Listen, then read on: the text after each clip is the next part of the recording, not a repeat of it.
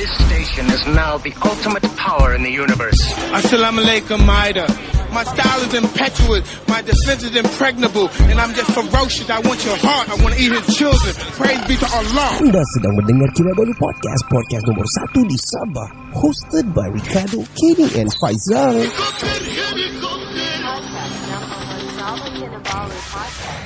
Podcast ini dibawakan khas kepada anda oleh Zweiger. Salah lah. Salah. Sorry Kinamas. Podcast ini dibawakan khas kepada anda oleh Kinamas Auto Beaufort. Kinamas Auto tidak triggered oleh kesilapan tadi. Oh jangan ya. Jadi hubungilah mereka yang tidak. Kira banyak penaja lah kan. Banyak lah. Banyak segmen, banyak penaga. Oke, sorry. Teruskan. Hubungi Kinamas Auto di 0168032368 untuk dapatkan lori kah, Trucks kah untuk akad sawit kah. Kami ada. Facebooknya ada juga, Instagram ada juga, Kinamas Auto. Yep. Yeah, jadi mau lebih detail pergi ke www.kinabalupodcast.com. Yo, on to the show. 3 lelaki 2 bapa 1 bujang. Podcast pertama paling ini tidak kurang. Sama nombor 1 yang lain boleh pulang. Info terkini tajuk best paling mana. Si Kado botak janggut lebat tiada lawan. Kenny ketawa boleh sampai pecah syawak. Si Faizal pula bagi pancaan lipat awak. Kami training, kami ranking, jom jadi kawan. Dan yang dekat mari sini jangan jauh. Volume kasih up, kasih gempa baru jago. Jokes kami cool, lawak masuk pool. Kadang kami carut sama macam 3 Abdul. Come on everybody, let's move to the beat. Crack the volume up dengan podcast tidak stupid. Jangan jauh, mari kami bau. Ciao bella ciao, ciao bella ciao. Selamat kembali ke podcast nomor 1 di Sabah. Saya Ricardo. Saya Kenny. Saya Faizal. Kami dari Kinabalu Podcast, the number 1 podcast in Sabah. Bertemu kita di part yang ketiga di season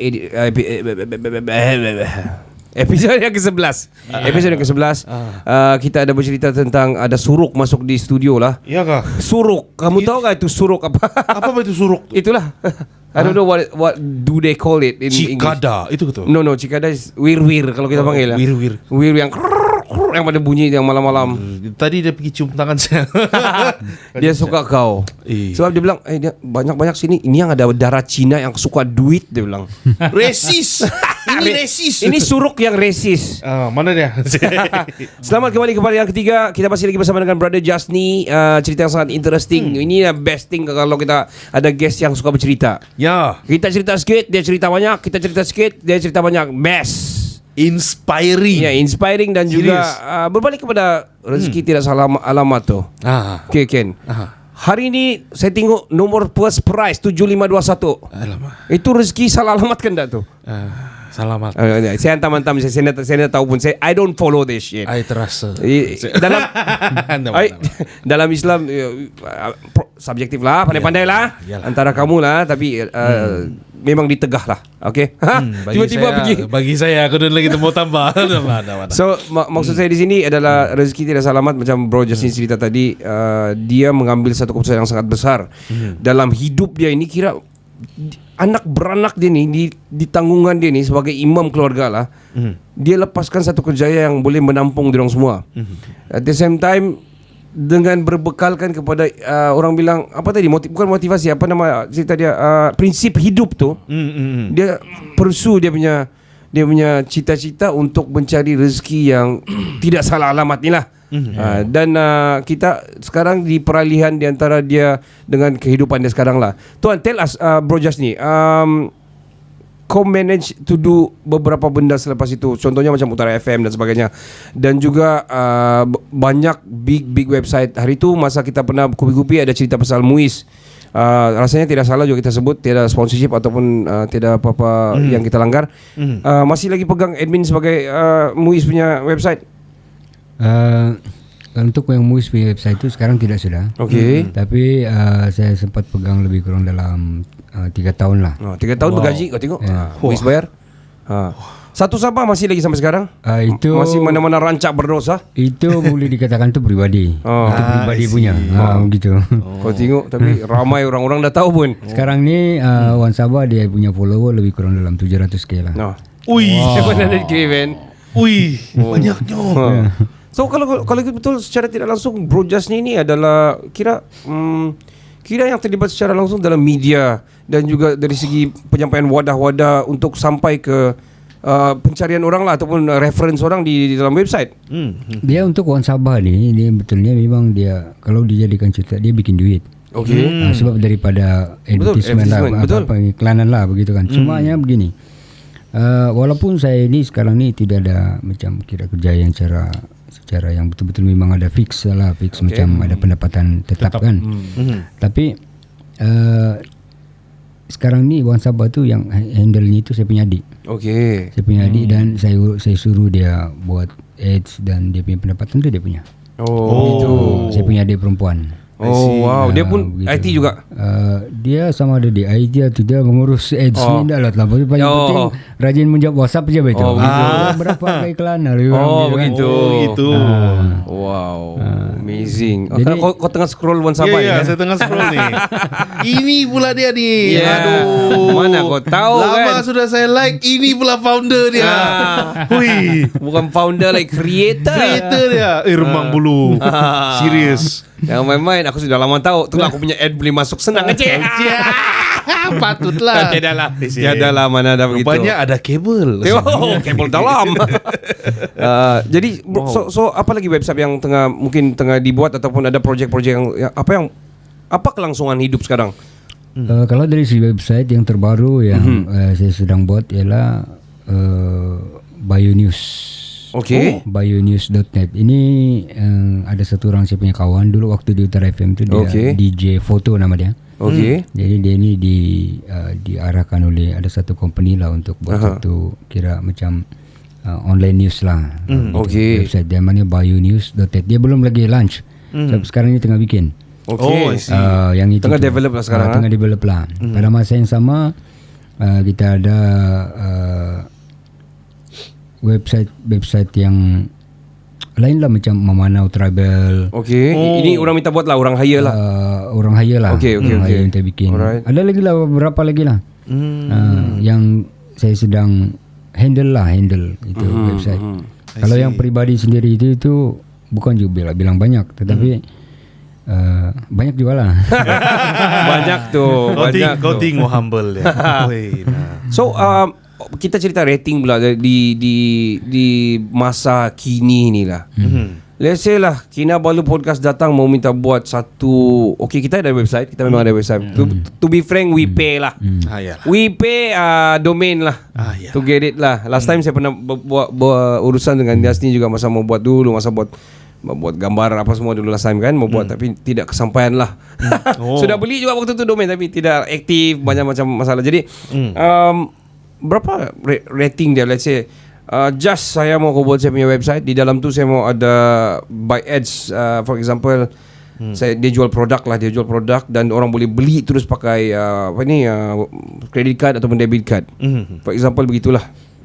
Okay. Macam mana tuan bagi rating? Macam mana rating dia sekarang sebenarnya? Dia begini, saya jawab dulu tentang boleh buat atau tidak. Okey. Okey.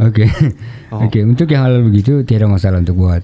Sama ada kita macam pakai kad kredit, dapat PayPal ataupun mungkin kepada yang macam bank-bank di Malaysia lah. Okey. Tidak ada masalah. Online banking, okey. Online banking yang Malaysia punya. Tidak masalah. Ini kalau dari segi rating ini, banyak orang yang bertanya sama rating, saya tidak pernah jawab. Tidak pernah jawab. Saya tidak pernah jawab ini apa itu soalan. Tapi tuan tahu kan range dia?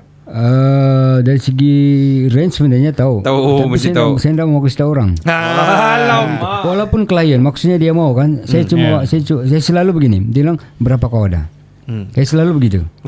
Berapa kau ada? Maksudnya dengan yang dia ada itu maka kita buat berdasarkan kepada dia ada. Berdasarkan budget. Berdasarkan budget yang dia ada. Sebab dulu waktu saya masih lagi tengah kira macam betul-betul buat ini secara official lah. Sekarang ni saya sambilan-sambilan saja. Maksudnya kalau ada orang minta bikin yang tahu, okey saya bikin. Kalau dulu bila saya bagi harga yang sebenar kan, orang terus hilang. Terkejut kali. Terkejut. Sebab dulu kan lain lagi lah rating kalau dulu lah. Walaupun dia agak murah, tetapi maksudnya mungkin tak berbaloi lah. Kalau dulu kan. Jadi saya ambil keputusan bila mana kawan-kawan misalnya menanya begitu, berapa kau ada. Sebab dalam membuat website ini ada dua DP part. Satu part macam sewa domain, sewa hosting. Okay. Itu bukan keuntungan tu. Itu memang bayar sama. Memang bayar tu. Sama hoster tu. Okay. Ya, betul. Begitu. Jadi cuma saja yang menjadi mungkin keuntungan itu disebabkan kadang-kadang ini servis ini saya punya saya servis ini sebenarnya nasib baik lagi kita mau minta bayar sebenarnya tidak rugi benih servis ni. Tapi kau bukan jual baju. Kalau jual baju kau ada budget, kau ada modal, harga RM5. Kalau kau jual RM4 kau rugi. Ya, Betul. Begitu kan. Betul. Tapi bila dalam bentuk servis ini dari kau saja, kalau tidak minta pun sebenarnya tiada dari apa-apa. Cuma kau dari segi masa itulah. Ya betul. Masa. Kadang-kadang orang terlampau membagi harga kepada masa dia, bang. Okey. Tapi kalau saya tidak tahu lah macam mana. bukan maksudnya masa saya tidak harga. Okey, beginilah bro. Mungkin kau punya range kau tidak mau reveal. Saya faham atas dari segi ini cara dia berbisnes lah. Cara dia bukan bisnes, cara dia diplomasi dia dengan dia punya klien lah. Tapi kalau di range contohlah kita berada di KL sekarang, tuan ada company website developer for example. Datang satu orang ni company datang, bro, just ni enterprise or something like that lah. Berapa boleh ini tahu ke datang mau buat satu construction punya company, mau buat ini, mau masuk IPO sudah, so jadi mau buat itu satu website lah. Itu kriteria asalkan ada lah, bla bla bla bla, berapa you charge ini, dia bilang for example lah in KL. Kalau dari segi yang official, bukan official lah, maksudnya standard lah. Okey. Standard yang biasanya Dia suruh run lagi 1 tahun kau run, dia bilang kami bayar 1 tahun for example. Jadi dia punya cara untuk meletakkan dia punya rate itu ialah ada part-part dia itulah. Kalau misalnya macam bikin saja, tengok berapa pages DBP, berapa muka surat, ataupun apa jenis konten dia. Okey. Kalau misalnya konten macam setakat macam profile company apa begitu, itu murah aja tu, sekitar dalam 500 ke 800 begitu. Okey. I see. Itu kalau macam, tapi apabila dia cakap mau masuk macam yang ada shopping cart lah, ataupun yang ada discussion forum ke apa begitu, itu lain lagi. Ada lain lagi dia punya rate itu. Lebih lagi kalau misalnya macam yang ada yang sistem affiliate system contohnya, itu lagi lain lagi dia punya rate. So boleh bayangkan dari situlah. Jadi dipendekkan cerita sampai kepada label. Pernah dengar ke ada satu kementerian pengguna punya website yang premis di Malaysia. Dia punya kos bikin tu 1 juta. Ada dengar. Ada dengar kan? Okey. Jadi maksudnya sampai ke label itu depend on apa yang mau bang, konten yang dimau itu. Okey. Lagi berat mungkin memerlukan data pengurutan lari sana sini kan, begitu contohnya begitu. Macam kalau travel agency kan mau kena dapatkan banyak dia punya kos lah. Ya. Tapi basicnya sekitar 500 hingga 800. Itu adalah basic. Itu kira paling basic lah tu. Yang basic. Starting dia begitu. Profile lah. Tentang lastnya itu saya pernah tanya ada satu orang kira kawan developer lah dia di KL. Tapi ini bukan bikin website, bikin apps. Okey. Apps yang macam jenis-jenis PayPal ini bang. Okey. Macam online payment lah. Transaction lah. Okey. Yang jenis begitu. Dia cakap untuk yang pertama saja pembayaran awal untuk diorang start develop itu 100,000. Begitu. Jadi sampai berapa? Boleh sampai kepada lebih kurang 500,000 lah begitu. Untuk develop. Sebab di sana yang mahalnya bukan semata-mata yang membuat security sebenarnya yang mahal. Sudah payment kan online payment sudah kan. SSL, sijil dia semua. Sijil. Lepas tu dari segi dia punya kira hostingnya lah, ataupun dia punya apa begitu. Dia punya security system, defense system dia kena bagus lah. Kalau dah boleh leak nanti dapat macam banyak kes baru-baru ni ini. Saya mau share lah a few, kita sebut je lah sebab dia dalam berita juga CIMB hari tu ada orang share. In 5 second dia bilang dia 2 kali transaction terkeluar dalam 10,000 dia habis. Lepas tu recent lagi ada satu lelaki ni ini public bank, if I'm mistaken public bank. Dia tiba-tiba dapat receive SMS yang macam Shopee something gitu-gitu lah. So dia klik tu link, automatic Shopee dia tu terlink sama dia punya payment yang auto payment dia. Ouch. Masuk pergi Shopee Pay dulu dia payment. Kalau dia check di Shopee tu orang kena kasih transfer sudah. So Scammer. Scammer lah, memang scammer dan hacker. Ini kira hacker lah. Ya, hacking Ini lah. kalau scammer dia tipu, tapi ini dia memang curi directly lah. Dia bagi link, call klik, pam terus. Maksud dia security kita ni tidak cukup dari segi kekuatan dia. Tuan punya komen tentang security system di Malaysia dari segi yang online transaction dan sebagainya ni? Dia bukan, saya tengok dia bukan masalah security kepada mana-mana website. Okey. Dia orang punya memang secure Kuat, lah, okey. memang kuat. Cumanya hacker ni dia mempergunakan kelemahan yang tidak secure ni. Macam contohnya individu-individu itulah. Loophole lah orang bilang. Sebenarnya dia orang main rambang saja tu pun. Bukan dia orang tahu yang kau itu pandai tak pandai. Okey. Itulah makanya kalau tu jumpa yang kalau misalnya kita yang jumpa, kita tahu maka tidak kita sembarang klik. Oh, ya, ya. Begitu. Maksudnya kecuaian pengguna sendiri. Kecuali pengguna. Bukan bank tu punya silap. Bukan. Ya, Bank betul. itu memang secure itu. Ya. Tetapi dia begini bang. Kenapa kita boleh kasih keluar masuk kita punya macam duit lah daripada bank? Sebab ada akses dari kita. Ya. Ya. Sekarang ni seolah-olah macam kita bagi akses sama orang apabila kita klik-klik itu. Ya, betul. Dia bukan masalah bank itu, yang itu. Oh ini dia bala bank ni, lebih kurang begitu. Dia Ya. detect begitu. Dia Dia apa, lain ni. dia apa benda? Pengguna bank ni bukan satu orangnya. Betul. Ya, betul. Begitu. Apa termnya? Phishing ni kan? Phishing. Ya, orang Lebih kurang orang lah, panggil phishing lah. Phishing. Phishing. Actually so maksud dia di bank negara Malaysia ataupun kerajaan dari segi kepenggunaan ini perlu lebih campaign awareness terhadap inilah. Terutama orang-orang yang tidak tahu pasal IT, macam orang-orang tua, beliau-beliau dan sebagainya ni. Ya. Yang sekadar-sekadar urus pun dia suruh anak dia yang urus apa semua kan. Dia dapat Maybank to you, please click bla bla bla. Dia sebab dia tahu tu Maybank to you. Maybank to you dia bilang yang bagi saya dia klik lah. Mungkin iya memang kecuaian orang tapi orang tidak informasi. So bagi saya macam bank rakyat pula. bank institusi perbankan di Malaysia ni perlu bagi campaign awareness yang lebih padu, lebih jitu, lebih menyeluruh lah. Jangan saja itu Aha. Yang macam yang menular di kami punya WhatsApp PIBG lah. Okey. Wah, orang-orang kampung pergi saya di sana dia bilang boleh dapatkan bag percuma, laptop percuma. Wah. Kau tengok link dia xyz.apa-apa-apa.net. Klik. Kau mau klik ke itu? Kalau saya naik klik. Ya. Kalau dia orang dapat percuma. Sampai pergi PIBG dong pergi share. Jadi dorang pergi klik lah tu. Lepas itu dia orang cari saya. Dia bilang, Igu, kenapa ini ya banyak betul itu Mau itu isi-isi. keluar. Ya. Saya buka WhatsApp dia keluar begini. Oh. Dia keluar begini, keluar blue. Saya punya istri marah. Dia bilang, coba tolong dulu. Saya bilang, Ini salah kau. Kau terlampau tengok belum.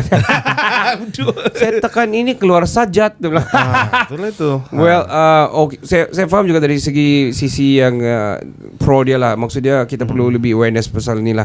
Lebih aware lah pasal ni barang. Jangan simply klik dan sebagainya. Betul. Tapi apa yang berlaku sekarang, macam tuan punya pandangan terhadap perubahan, banyak bank sekarang berubah kepada cryptocurrency. Dan baru-baru ni banyak lah. Janganlah main-main. Di Liga Malaysia pun Luno yang sponsor.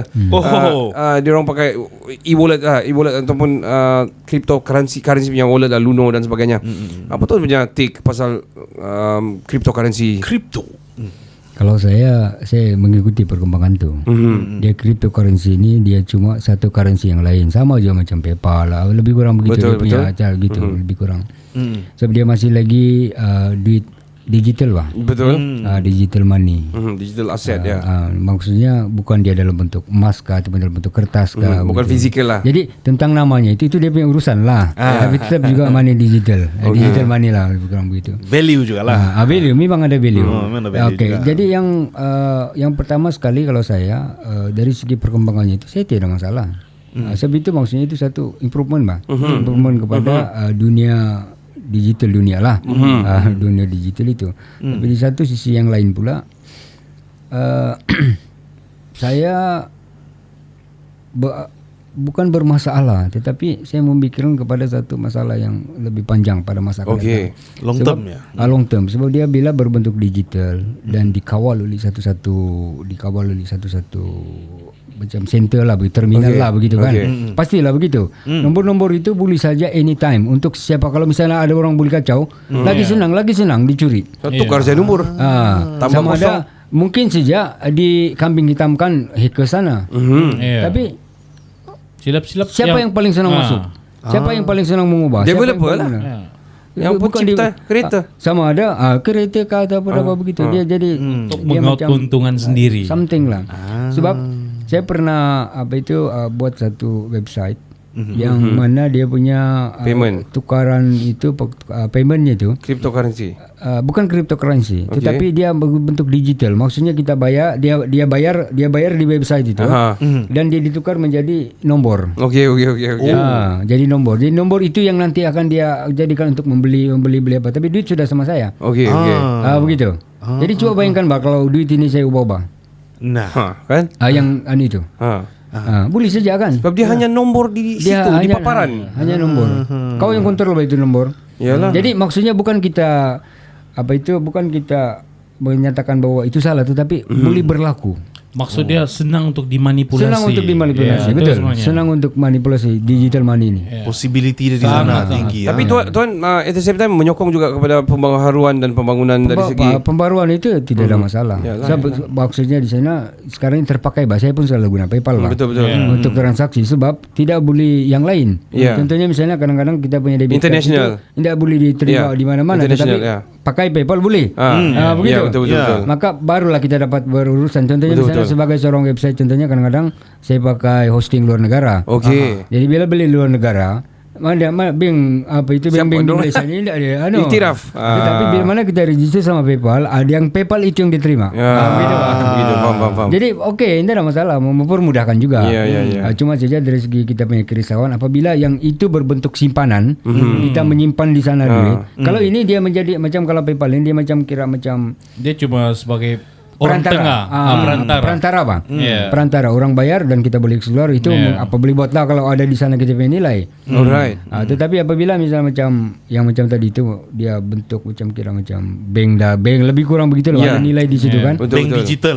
Kita kerisauan kita begitu. Itu saja kerisauan. Jadi kalau saya pula secara keseluruhannya saya tidak ada masalah, tetapi berhati-hati itu lebih lah. Maksudnya janganlah kasih lama-lama, 100%. jangan kasih lama-lama itu nilai ada di situ. Ya. Contohnya kita ada 100 nilai lah apa itu kan, kasih keluar lah. Kasih keluar, janganlah simpan sangat tu 10 Bitcoin kan. Kasih keluar tu aduh Ethereum. Sebenarnya betul ya benar Bro Cap tadi. Banyak negara yang sudah iktiraf, Ya, tapi betul. ada juga negara yang mau iktiraf cuma kerisauan dia sama yang macam ngomong gitu tadi. Dan ada yang menolak. Dia cakap benda ni masih lagi dalam proses percubaan dan dia senang untuk dimanipulate. Ya. Sebab itulah ada company yang dong boleh terima, ada company yang tidak. Dong masih belum secure lah dalam macam gitu. Okey. Ya. Jadi maksudnya itu Macam zaman sekarang masih dalam proses percubaan. ya, trial. Ya, masih dalam trial. Itulah. Jadi maksud dia itu kemajuan kripto digital ni dia mesti seiring dengan security itu. Iya. Makin kita pakai itu digital money, maksudnya security itu pun Makin perlu di-upgrade. makin perlu tutup loophole yang ada. Ya. Dia kalau saya bukan security, Okey. tapi guarantee. Guarantee. Sebab security tetap secure itu. Tetapi yang guarantee tadi itu, sebab guarantee ini dipegang oleh orang. Ya, tapi tuan saya potong sikit, interject sikit. Okey. Garanti tak garanti macam contohlah yang wang fiat dan juga wang cryptocurrency ataupun e-token dan sebagainya, e-coin dan sebagainya lah. Kalau itu betul, duit kita pun yang kita simpan di bank pun dia jadi nombor. Betul juga. Dia di ATM sekadar nombor. Kalau ada orang memanipulasikan nombor itu di contohlah accountant di sana lah, pernah berlaku. Ya. Dan orang tu pun sudah jual buku dan jadi kaya sekarang orang ni. Saya ada tengok dia punya YouTube dah baru-baru ni dia balik dia launch dia punya buku yang 1 sen setiap orang setiap transaction dia ambil tu. Dia very famous last time. Sampai dia beli kereta apa semua, dia terpaksa mau lari, dia akan offer lari pergi Brazil, tapi lasas dia fikir pasal keluarga dia masuk penjara lah masa tu. Dia terpaksa masuk penjara, tapi dia keluar, dia kena ambil dari US. Dia developer juga, lebih kurang macam tuan juga, tapi tuan tak masuk penjara lah. Masuk juga tapi penjara hati isteri. Gitu. Sian.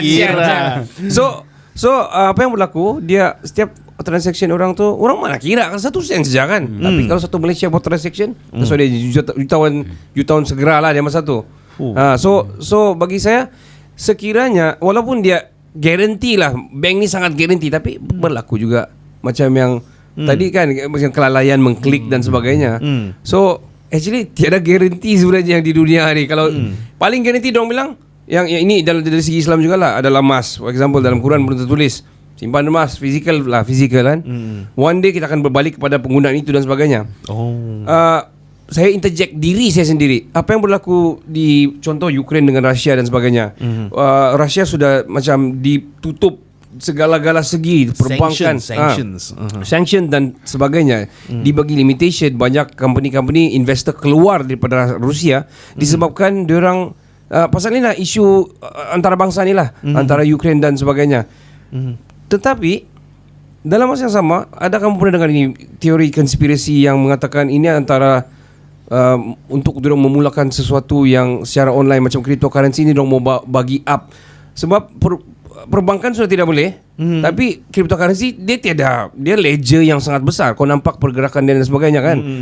Dia tidak dikontrol ataupun dia sangat luas lah, maksudnya dia tidak boundaries untuk pertukaran currency ini dan currency ini. Open lah. So macam kononnya teorinya adalah perbankan di sana adalah dorong mau mengupkan cryptocurrency ataupun e-digital ni lah di Rusia. Di Rusia ni. That's why dorong mau kasih tunjuk, tengok tiada pun bank masuk pergi sini, kami masih boleh hidup besar guna cryptocurrency. Sort of like that lah. Itu konspirasi teori. Konspirasi teori lah. Dan juga propaganda lah. Propaganda lah. Dia orang lah. Itu side joke, side info, I don't know, but lebih kurang begitulah. Itu lebih kepada politik lah. Betul. Betul. Politik. Jadi macam tadi tu, yalah pada dasarnya nampak macam seolah-olah macam bank juga dia berhenti. Tetapi kalau dibanding dengan kripto, ini pendapat Lagi saya. lah, ya. Maksudnya kurang-kurangnya bank itu masih jelas garanti dia. Ya. Masih jelas garanti dia. Ada Dan orang banknya. yakin. Apabila kau ada dalam contohnya kau ada akaun bank ini, maka bila mana kau hilang di sini, kau boleh refer pergi itu bank. Itu Pak. bank, Kau boleh claim di bank itu. Ya. What happened? What happened? Nah, boleh maksudnya boleh buat report. walaupun tidak berapa dia juga garanti, tapi masih jelas lagi garanti Ya, betul, dia. betul. Berbanding dengan kripto ni, ini Betul. hilang terus. Hilang terus. Tiada kau rujuk untuk kau mau claim. Betul. Begitu Pak. Tinggal kau nangis di dalam tidur. Alright Tuan, kita putung semua ni cerita. Saya Alright. balik kepada Tuan sendiri ya. Yeah. Okay bro. Saya mau tanya kau bro. To make a website, how long does it take? Berapa lama dia ambil? Dia kalau yang basic tu sebenarnya 1 hari pun siap. Okay. Kalau misalnya maksudnya di sana kalau betul-betul menumpu lah, menumpu. Dan mungkin itu klien mau cepat lah, for example kan. Biasanya klien tak boleh. Biasanya paling lewat kalau misalnya macam saya lah sebagai developer. Kalau misalnya saya mau kasih cepat pun saya akan bagi tahu dia 3 hari. Okay. Itu paling lama. Biasanya 2 minggu. Okay. Itu standard. Alright. Itu standard. Tetapi kalau tapi saya tidak pernah cakap dengan klien yang besar untuk 3 hari tu. Biasanya kalau kawan-kawan lah. Yalah. Selebihnya memang 2 minggu lah. 2 ke 3 minggu lah. Itu standard. Memang 2 minggu itu standard. Okay. Kira saya ada soalan teknikal lah kan. Ya. Bila tuan buat website tuan lah pula. Ya. Bro, bila kau buat website kan, apa tuh script yang mau pakai? HTML5 kah ataupun memang sudah Python kah? Apa? Skrip lah Pak, KL Gangsta Underworld skrip. Skrip TV masalah. Kalau dulu kan, belum lagi saya kenal ini CMS ni, ini Content Management System lah mana-mana ni kan. Ya. Saya selalu pakai kalau untuk Windows saya pakai front page. Okay. Microsoft front page sekarang tiada sudah itu. Tidak sudah. Lama sudah. Lepas tu kalau untuk saya Adobe saya pakai Microsoft Dreamweaver. Dulu. Wow, okay. Tapi dia punya script tu bahasa dia HTML lah. HTML lah. Ya, bahasa dia HTML. Ini maksudnya create semua dia punya configuration ni kan? Memang Dreamweaver satu-satu ni lah. Ya, kan? dari segi dia punya head, body, semua begitu. Dulu lah. Jadi apabila sekarang ni sudah ada CMS, Content Management System, ada Joomla, ada WordPress. Lepas tu ada kalau blog tu biasalah itu memang itu plug and play. GoDaddy. Macam-macam lah sekarang. Begitu maka saya pada mulanya saya cuba memperkuatkan saya punya kemahiran pergi Joomla dulu. Joomla. Joomla. Yang saya ikut website pertanian website itu pakai Joomla. Lepas tu saya buat website sekolah Escaping Pinggan yang mula-mula dulu, escapingpinggan.com, itu pakai Joomla. Joomla. Ya, tetapi bila lama-lama saya jumpa kawan-kawan yang pakai WordPress. Begitu. I see. Jadi bila mana kawan-kawan yang pakai WordPress, dia mungkin share lah begini. Saya tukar pergi WordPress. Dan sampai sekarang ni kebanyakan website saya buat pakai WordPress lah. Oh, masih bukan bilang relevan, masih banyak yang pakai WordPress sekarang kan? Kalau dari segi content management system memang WordPress ni yang top lah. I see. Number one lah kalau CMS punya.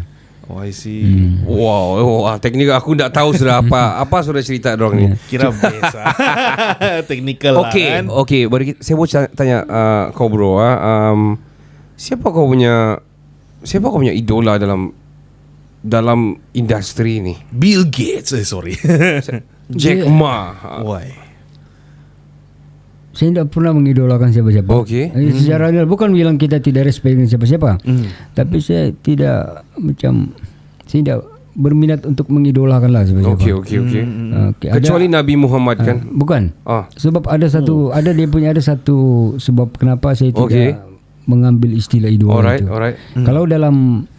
Kalau dalam kamus kan idol itu maksudnya itu berhala bah. Lama. Betul juga. Betul kan?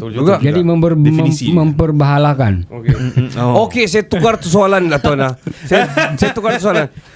Tuan selalu apa yang selalu menginspirasikan bro dalam industri ini? Kira aku play safe. Sebab aku dah mau main berhala lah buat masa ni. Mengidolakan. Okey. Ada Tuan yang reference Tuan lah.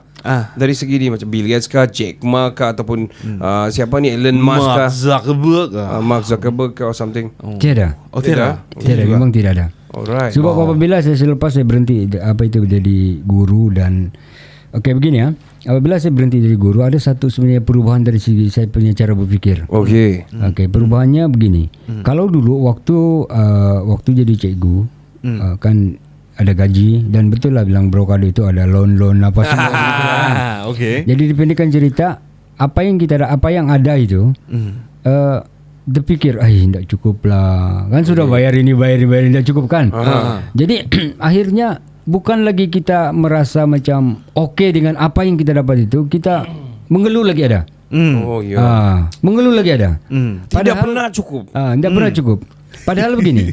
Padahal minta maaf cakap lah, kalau misalnya kalau dalam Islam boleh kita teruskan saya, tiada masalah. Sila. Ada dibagi tahu bahwa siapa yang bersyukur sedikit ditambah, Tuhan tambah. Begitu. Tetapi kita tadi dengan yang ada begitu, kita bukan lagi bersyukur, mengeluh. Jadi apabila saya sudah berhenti jadi saya tersindir lah. Sorry saya tersindir betul. Jadi berhenti jadi cikgu kan begitu. Jadi jangankan bilang yang dapat banyak, apabila orang belanja macam minum pun kita alhamdulillah syukur. Begitu. Jadi itu yang berubah. Itu ada perubahan dari segi cara berfikir terhadap apa yang kita dapat. Kalau dulu dapat banyak pun mengeluh. Tidak cukup konon-kononnya lah. Yang sekarang apabila sudah misalnya macam tidak ada yang fix, tidak ada pendapatan tetap, apabila dapat gitu kita syukur. Syukurlah, terima kasih. Lebih banyak kita ucap sama orang. Terima kasih ya begitu. Lebih kurang begitulah. Lebih banyak bersyukur lah. Jangan banyak dapat mengeluh pula kan. Dapat 50,000. Ada orang lebih susah kan. Betul. Tapi macam berbalik pada cerita kita off-cast hari itu pasal kebahagiaannya. Kebahagiaan orang sangat subjektif kan. Betul. Dia bukan duit itu bermaksud kau bahagia. Ada orang bahagia walaupun makan di tempurung nasi. Betul? Tapi itu dia rasa bahagia. Itu island boy. Ya. Island boy tepak tiada piring pakai mangkuk kan lah tempurung kan. Tapi in the other way around lah. Maksud dia walaupun dia makan di tempurung, dia makan yang mungkin tanaman dia sendiri dan sebagainya, ayam yang dia pelihara sendiri, tanaman yang dia tanam sendiri, air pun air hujan dan sebagainya. Dia tidak kos. Kan ada hujan acid. Bodoh. Sudah dia tapis lah bah. So daripada orang yang contoh dia tinggal di banglo, dia makan yang ayam apa ini semua apa semua kan, mungkin bahagia dia di situ. Tapi dalam masa yang sama, kalau erti kata yang lain, dia tiada loan. Yang satu ni mungkin adalah mortgage, bayar rumah, bayar kereta dan sebagainya. Tapi dia tiada. Walaupun dia dalam keadaan yang mungkin serba-serbi, tapi dia bahagia di tempat dia itu. Tapi dia ada diabetes. Kira aku kasih walk kau lah. Yang diabetes yang makan ayam banyak tu. Yalah, kita Tapi saya bersetuju dengan Bro Jasni punya cakap pasal satu pasal rezeki dan kedua pasal kebahagiaan itulah. Dia sangat subjektif, tapi itulah rezeki dah salah alamat lah orang cakap Betul. Ya, tapi balik kepada yang tuan tidak mengidolakan, kita tukarlah, tidak menginspirasikan kepada siapa. Saya dengar ada satu cerita, bukan cerita, ini Jack Ma sendiri cerita lah. Masa Walmart dulu pernah up until now pun masih lagi antara yang paling terkaya di dunia lah, for example lah. So dia bilang diorang buka 10 gudang di satu negara, gudang Walmart ni untuk dia jadi bilioner, triliuner. Dia bilang Jack Ma, saya hanya perlu satu komputer, satu prosesor dan satu apa nama ni, internet atau something like that lah. Alibaba. Ya, dia buka satu saya Alibaba untuk dia. Dia bilang orang ambil 20 tahun. Saya ambil 20 bulan saja dia bilang. Ya, dia cuma jadi third party vendor saja. Bukan vendor, dia jadi platform. Orang datang pergi tempat dia jadi seller. Buyer pergi tempat dia membeli, tapi dia tidak barang-barang simpan di sana. Tidak. Dia cuma jadi platformnya. Ya, platform. Tapi making money. Very clever bagi saya lah. Look at that, man. That's Tuan crazy. punya pendapat pasal Alibaba ataupun Shopee dan sebagainya ni? Dia sebenarnya kalau dari segi perkembangan ataupun dari segi yang apa yang berlaku kepada Alibaba, saya baca cerita Alibaba, saya baca cerita Amazon, saya cerita macam mana Twitter kena beli, macam mana dulu dia mau apa itu kerja sana sini. Jeff Bezos. Begitu. Sebenarnya dari segi cerita-cerita inspirasi daripada yang popular-popular inilah yang sudah top-top ini sebenarnya saya tahu. Tetapi bagi saya pula berbalik kepada soalan tadi, kenapa tidak ada yang diinspirasikan? Sebab semua ini cerita jadi kaya Saya pula tidak cita-cita jadi kaya. Saya punya cita-cita jadi senang, jadi bahagia saja. Kau tengok tu. Itu apa cita-cita kau kan?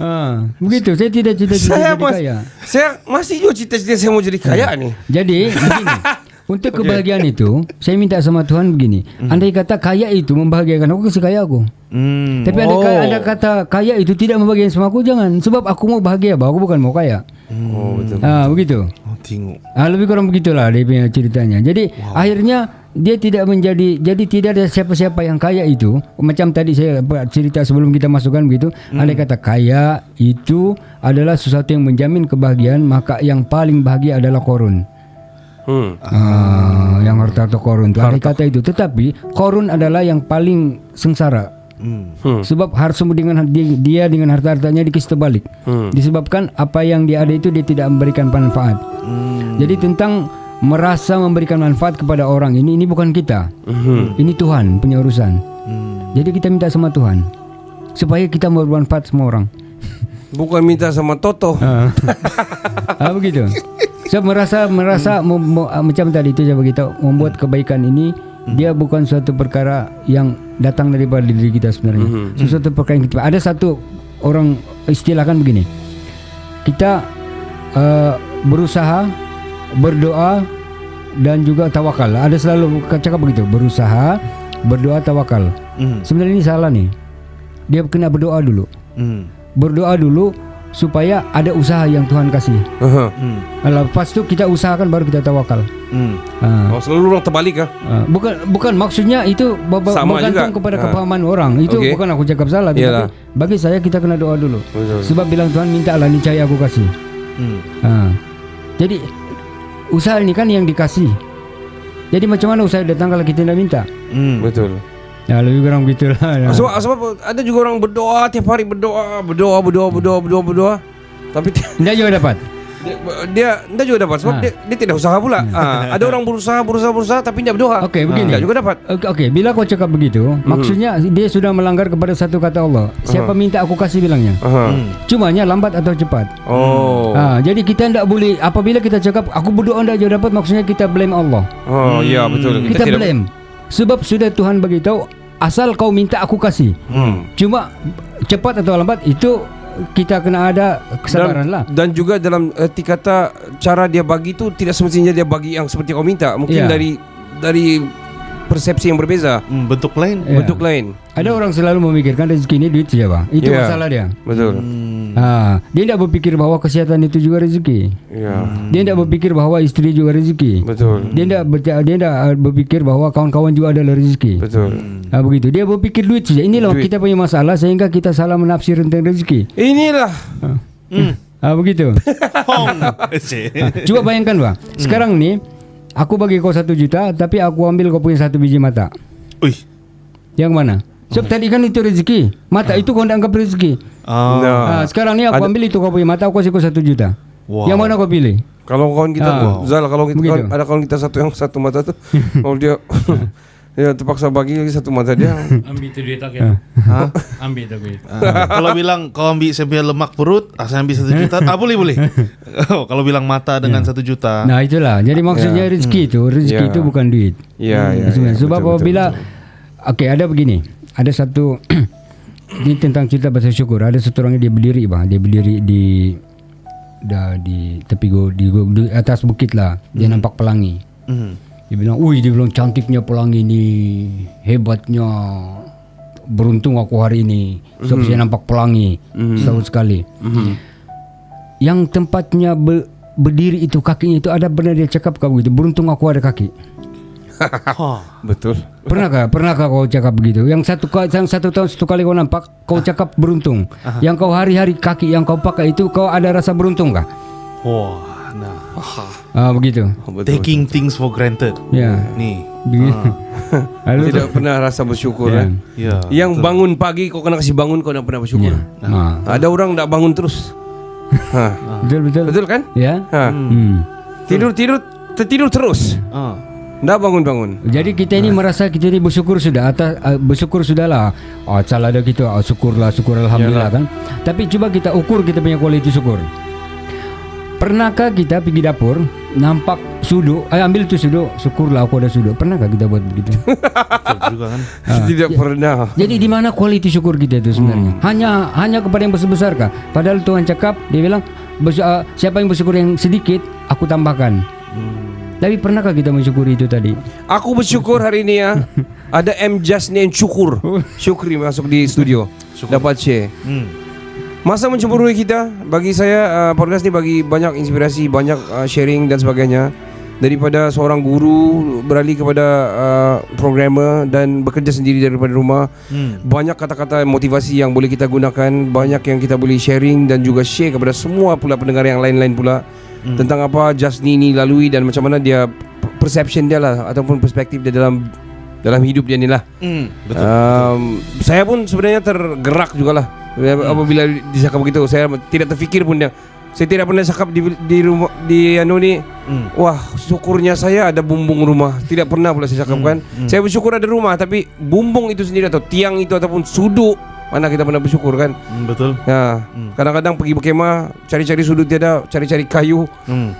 Kan? Sedangkan syukur ada tangan untuk saya makan lang. Ya itu, ya betul. Syukur juga. Syukur kamu punya jari 5 ataupun 10 lah. Ada budak di sekolah saya tahun 2, dia punya jari 4 saja. Ada disebut itu ekstra. Sorry. Tapi bersyukur dalam apa arti kata pun sekalinya lah. Kan? Thank you kepada Bro Jasni banyak sharing. Kalau cerita sama Jasni ni memang banyak sharing dan banyak orang bilang masa selalu cemburu kita lah. Betul. So bro, I wanna express my gratitude of orang-orang appreciation dan juga rasa saya masih lagi nak boleh cakap idola sudah. Saya masih lagi menjadikan reference lah dari segi membuat keputusan yang besar dalam hidup. Thank you so much sebab datang pergi studio. Ken? Bagi saya pula, biarpun bro bilang tiada orang yang menjadi inspirasi. Idola kamu ucap tadi? Tidak. Saya sudah woke, saya sudah faham. Okay. Bagi saya pula, malam ini saya jumpa inspirasi saya yang another one. Wah. Jadi kita punya perbincangan malam ni, sudah bukan santai sudah. Bukan. Dia menjadi santai macam, juga. Santai lah. Dia kira membuka mata lah. Yes. Kepada apa yang saya patut rasa syukur semualah. Jadi sangat berterima kasih dengan Tuan. Yes. Zal karena hadir di studio hari ini. Kalau saya bilang first, thank you bro sudah datang ke punya podcast ni. Dari episode saat kita punya part 1, 2 dan 3, yang part ketiga ni saya lebih suka. Sebab di sini kita, bagi saya sendiri lah, kita sebelum ni, saya pun sebenarnya sebelum ni saya jenis yang kurang bersyukur juga. Tapi sejak saya kahwin dan bergaul-gaul dengan kawan-kawan yang lebih tua atau lebih banyak pengalaman, saya punya cara bersyukur tu ada berubah sih. Tidak macam yang Bro Cap tadi itulah sampai bersyukur. Tapi betul apa yang dicakap, saya sokong. Bila kita tidak bersyukur, Allah, Tuhan kita dia tidak akan bagi lagi. Orang ini dia tidak bersyukur dengan apa yang dia ada, dia tidak akan bagi lagi. Jadi bila kita bercerita pasalnya lagi, jadi saya rasa lebih tersentuh. Betul. Dan lebih membuka fikiran saya lah. Jadi apa benda pun yang kita ada di dunia ini sebenarnya kita perlu bersyukur. Betul. Tidak kira yang baik ataupun yang buruk. Tidak semestinya yang baik itulah yang perlu kita. Yang buruk itu pun sebenarnya perlu juga untuk kita memotivasikan atau untuk menyedarkan kita. Yang kita sebenarnya tidak pernah perfect, tidak pernah dilupakan olehnya. Itulah sebetulnya. Itu dia. PK bercakap. Jadi maksud dia syukur itu sangat betul. Tapi betul lah. Siapnya tahap syukur tuh sangat-sangat belum sampai ke tahap yang itulah. Iya betul. Tapi insya-Allah selepas ni saya akan praktikan lah. InsyaAllah. Nice. Bro Jasni, last word from you. I'm giving you the stage. Apa-apa mau dicakap, cakap, kita kasih pendengar-pendengar kita awake by this podcast. Teruskan bro. Jadi, terima kasih ucapkan kepada Kinabalu Podcast, Bro Kado, Bro Kenny, Bro Faizal kerana telah sudi menjemput saya untuk bercakap-cakap lah sampai di sini. Jadi yang pertama sekali apa yang saya ceritakan sejak dari part 1 hingga part 3 itu sebenarnya itu saya anggapkan itu satu kelemahan saya lah. Kelemahan-kelemahan saya yang saya ceritakan. Mudah-mudahan di antara yang banyak poin itu ada yang baik. InsyaAllah. Jadi ambil yang baik itu sebagai panduan lah. Yang buruk-buruk itu simpan sebagai kira teladan. Jangan teladan. Yang dah bagus. Macam abaikan saja. Jadi sebagai yang terakhir untuk kita kongsi-kongsi insya-Allah. Saya bercakap apa yang saya cakap itu sebenarnya itu terinspirasi daripada yang macam Bro Kado cakap, itu daripada Nabi Muhammad sallallahu alaihi wasallam. Bilang Rasulullah dia cakap sampaikanlah walaupun satu ayat. Betul. Jadi ketika dikatakan sampaikanlah satu ayat, tidak semestinya kita perlu hafal kitab-kitab dulu. Kata Al-Quran kalau misalnya Indonesia mungkin kitab Injil kau mau dihafal kau itu tidak perlu dulu hafal. Sampaikanlah apa yang kita tahu. Andai kata yang kita tahu itu hanya satu, contohnya misalnya jangan marah, itu saja kita tahu, maka itulah kita sampaikan semua orang. Betul. Jangan marah. Jadi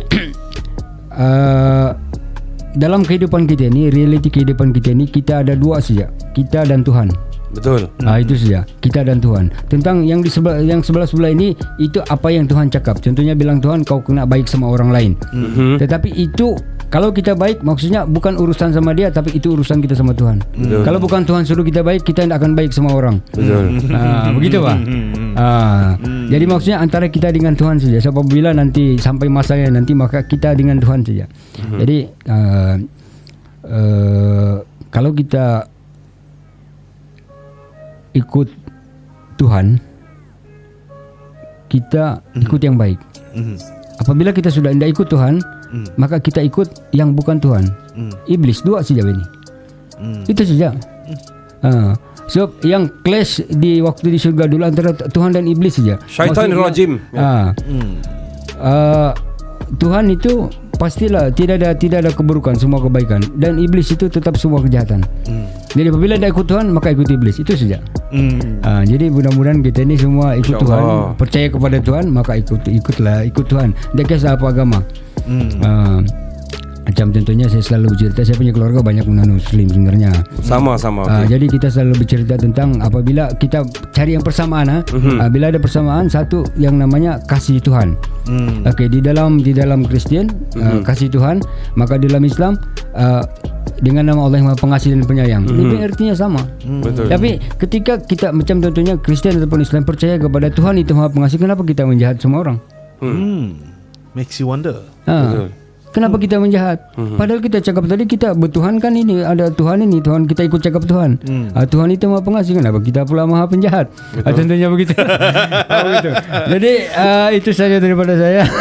Macam mana masalah DJ hari itu? Panjang lagi.